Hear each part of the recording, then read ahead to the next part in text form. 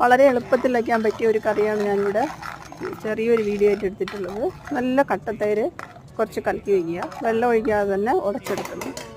അതിന് മുന്നേ നമ്മൾ വേണ്ടിയ എത്ര മാമ്പഴമാണ് ആവശ്യം, എത്ര കഷ്ണങ്ങളാണ് ആവശ്യം, അതിനനുസരിച്ച് മാങ്ങാപ്പഴം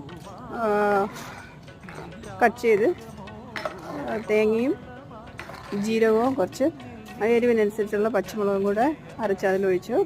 മാമ്പഴം ഒന്ന് തിളച്ച് വരുമ്പോഴത്തേക്ക് ഈ ഉടച്ച് വെച്ച തൈര് ഒഴിച്ച് ഒന്ന് ചൂടായി പതഞ്ഞ് വരുമ്പോൾ ഉലുവയും മുളകും കറിവേപ്പിലയും കടുവും കൂടെ പൊട്ടിച്ച് ഒഴിക്കണം. അത്രേ ഉള്ളൂ. വളരെ പെട്ടെന്ന് ടേസ്റ്റി ആയിട്ടുള്ളൊരു കറി റെഡിയായി. എരിവും പുളിയും മധുരവും എല്ലാം ഉള്ളൊരു ടേസ്റ്റി കറി. അപ്പോൾ ഇതുപോലുള്ള ടേസ്റ്റി കറികൾക്കായി PK സിംപ്ലി നാടൻ സബ്സ്ക്രൈബ് ചെയ്യാൻ മറക്കല്ലേ.